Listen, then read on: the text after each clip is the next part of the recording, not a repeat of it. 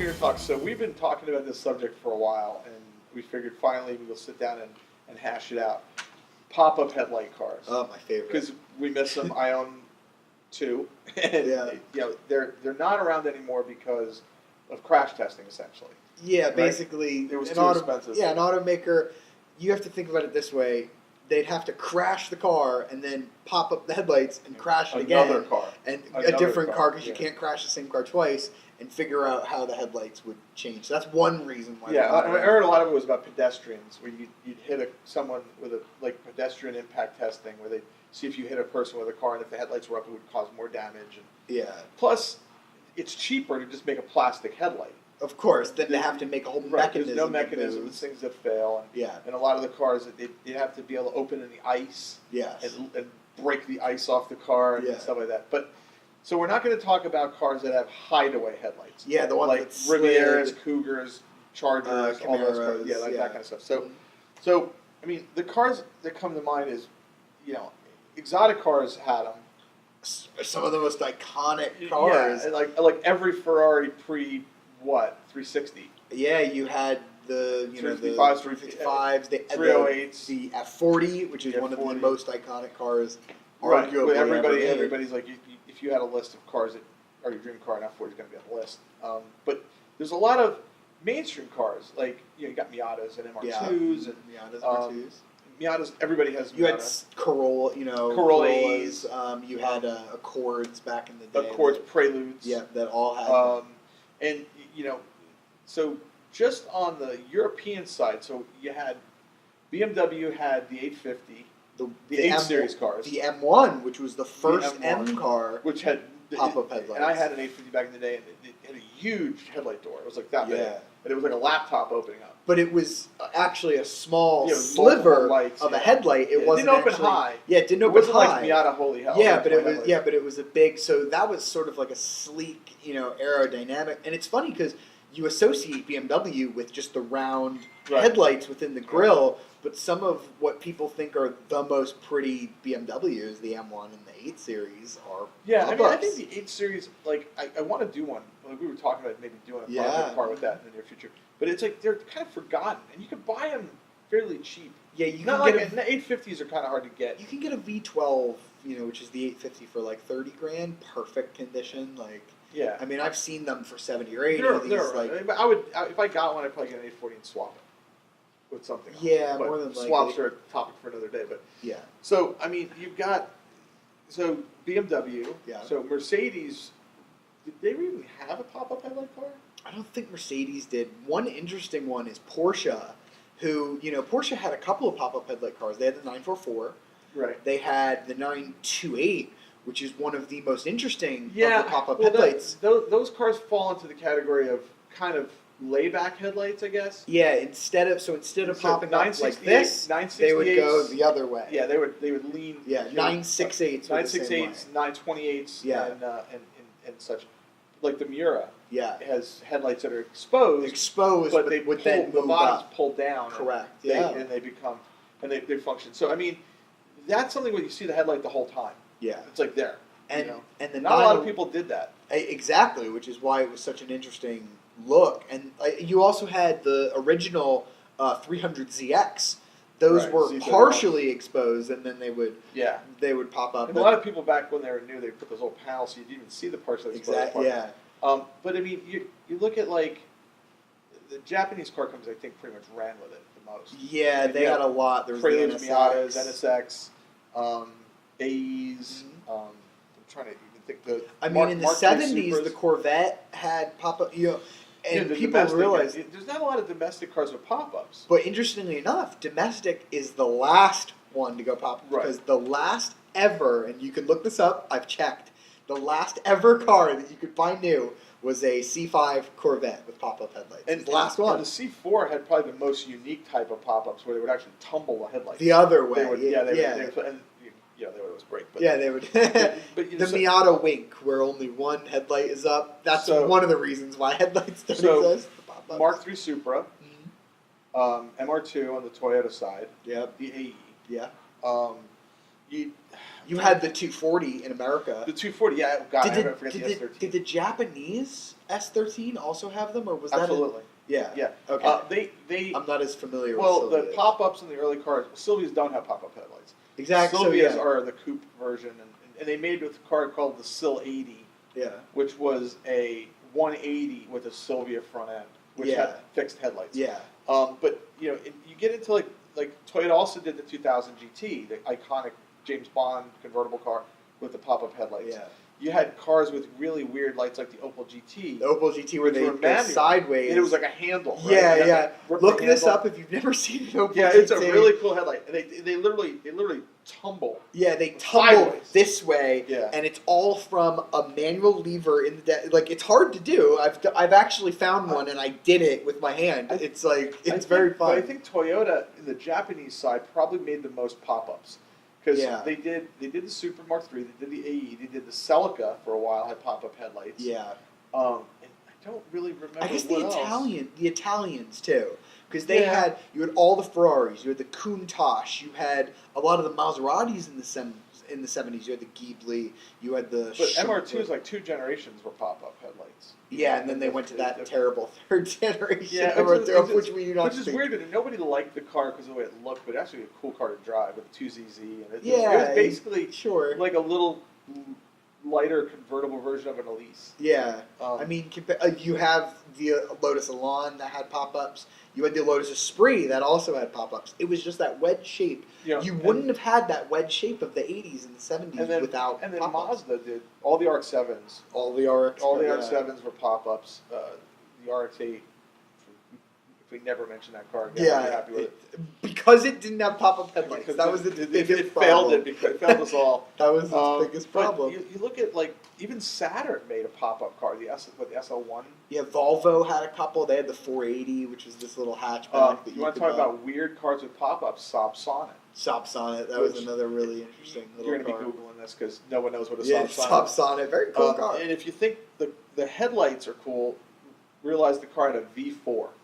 Yeah, that's a V4 engine. Lancia Stratos. Lancia Stratos, yeah. Which one of the prettiest cars ever made. Cars ever.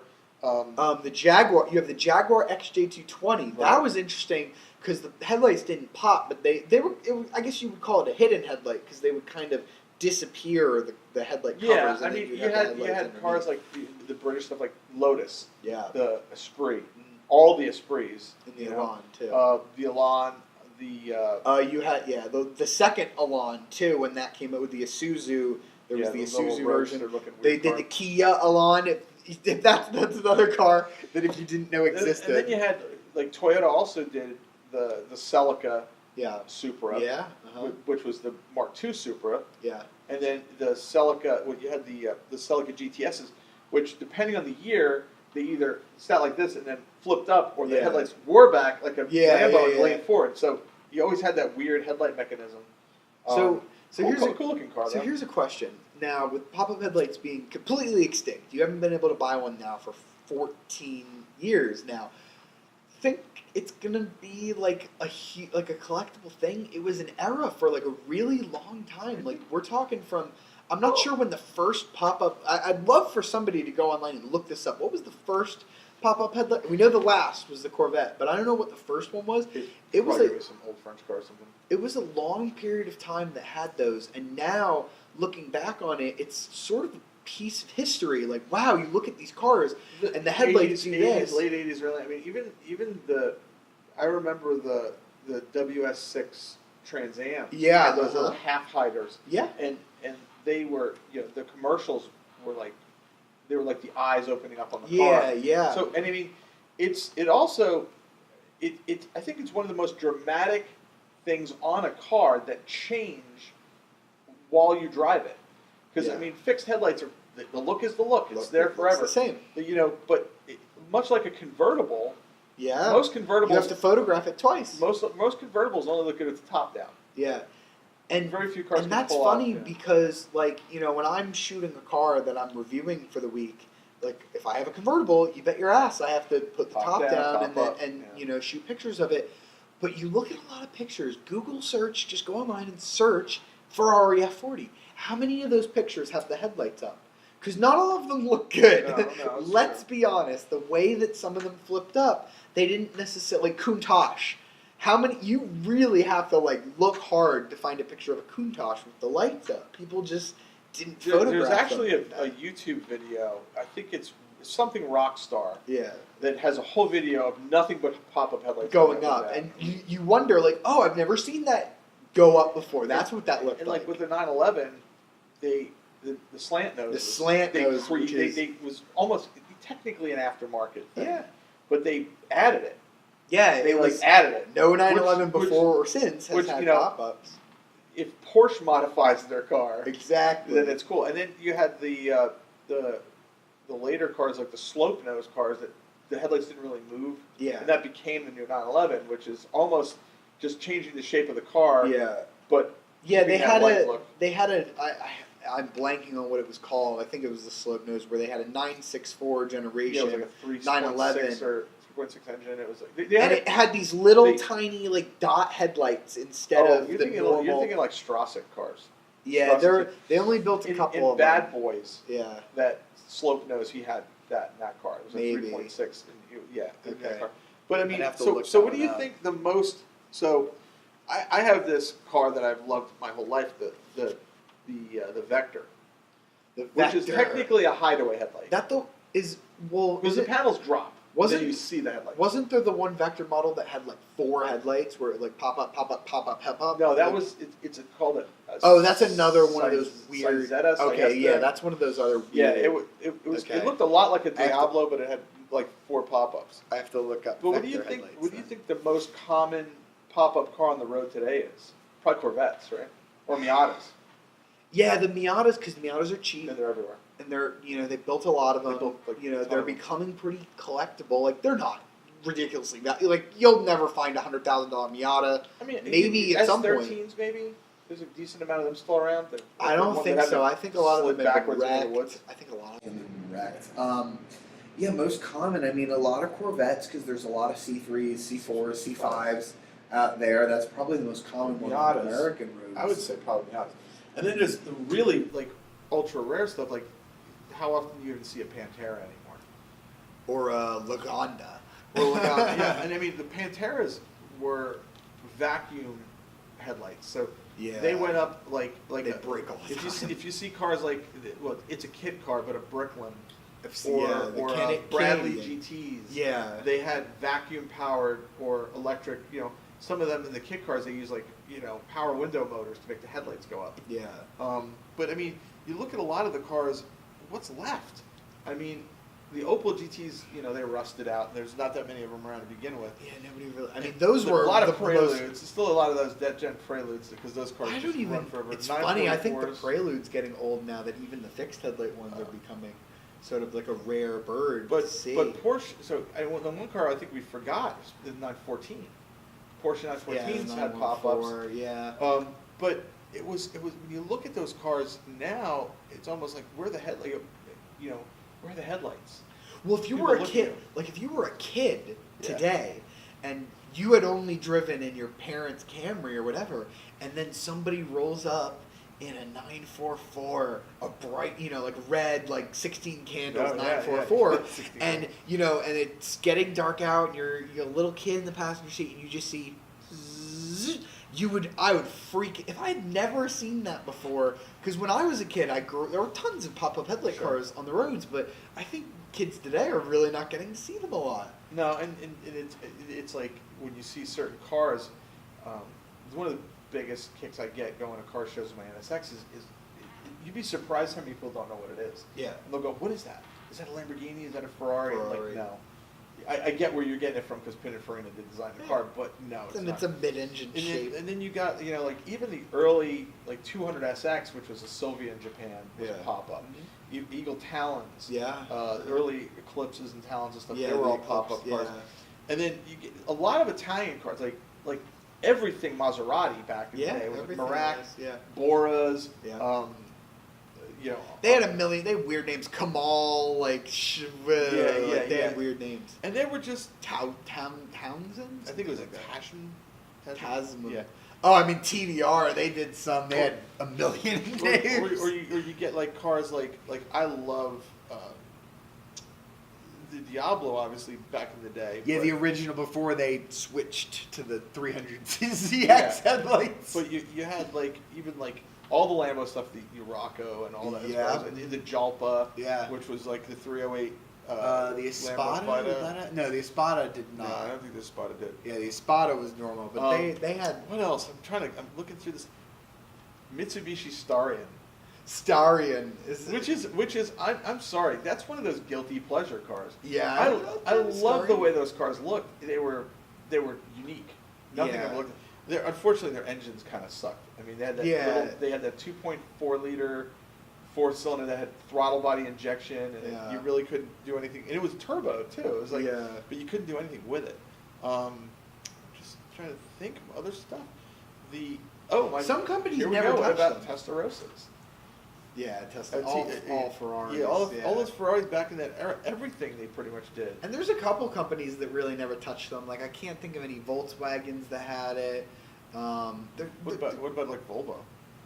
Volvo had them, like on the 480, which is like a little hatchback we never got in the U.S. here. I guess most of the Volvo cars. Volkswagen really didn't mess with it, right? Yeah, so there's a couple companies that just never decided to do it, which is interesting because you were living in an era, like even think about BMW.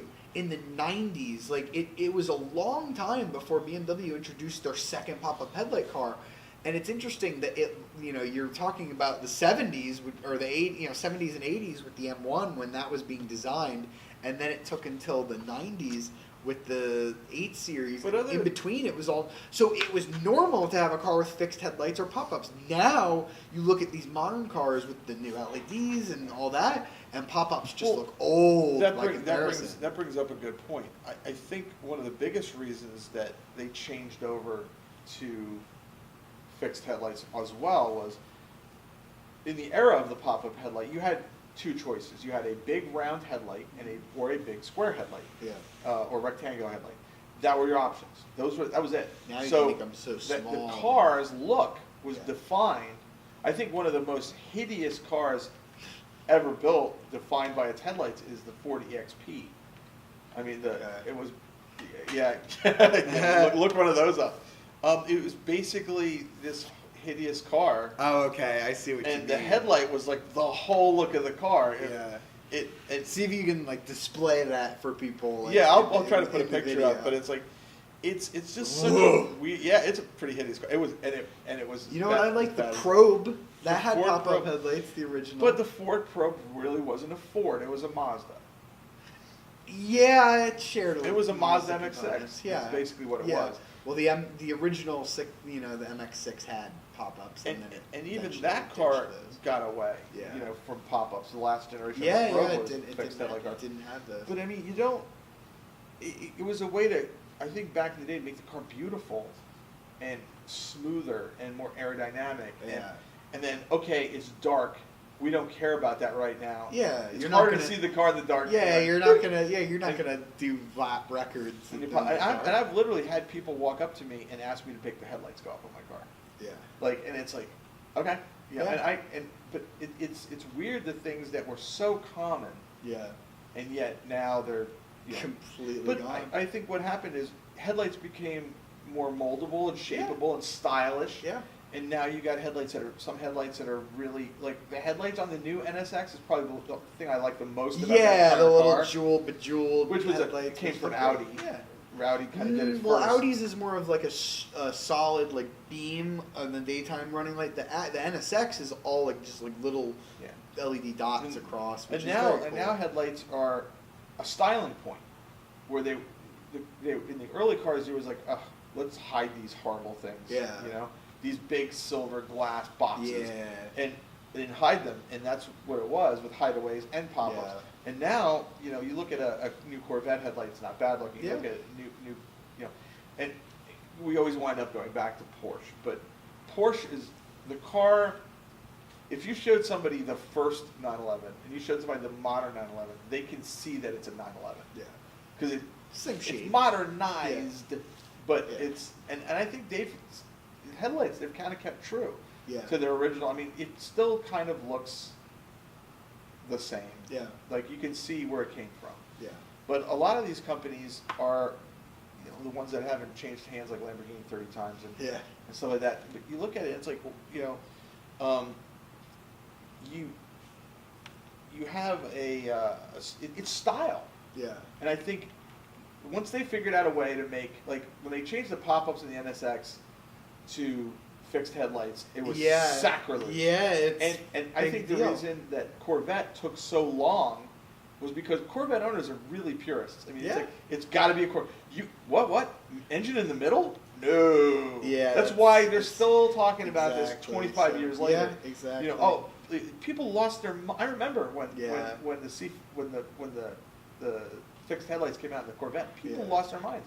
And for the 3 C6 generations before that, they were talking, we're going to lose the pop-ups. Porsche with the air cooled, like, oh my God, it's water cooled now with the 996. Yeah, but I mean, you look at cars like the FRS and the BRZ, their headlights are cool looking. Mm-hmm. They're functional, they're cool looking. You look at a lot of these cars now. I mean, I'd like to see a car just come up with something, if not a pop-up, just something different. Yeah, some kind of. Well, now they have laser headlights, but our U.S. regulations are very dumb, and we don't have them yet. So, until that happens. But here's the thing: if you look at a lot of cars these days, and I'm just going to throw some domestics out there: the Charger, the Challenger, the Mustang, the Camaro. They're trying to reclaim their heritage in the look of the car. At the very least, they're trying to make the car look like the old car. Yeah. The new Mustang, it's got to look like the 65, 66. Well, the Mustang's fortunate that it never had pop-ups. Yeah. but they go, there's some horrible Mustang stuff. I get it. Yeah, I own them. But you go back, and it's like, I wonder if they'll try to do something like that with the headlights to make them more retro. Because, I mean, even look at the Camaro, or the Camaro Blazer, as we call it now. They're trying. Yeah. And they're trying to make it look like the old car, but I just don't think we're ever going to see pop-ups. Yeah. Unfortunately. I mean, we went through a ton of cars. I'm sure we missed a few. Yeah, but if you guys think of any cars and that you love that are pop-ups, let us know what your comment with your favorite pop-up headlight. Yeah, and I'd like to see what people think is the most common car they see on the road. Yeah, that's got pop-ups. Yeah, because they're really. I'm gonna say Miatas. I'm gonna say Miatas. And if anybody could find whatever the first pop-up headlight car, that would be great. Yeah, we know what we'll be doing after this video. We're gonna find it. All right, guys. See you next week.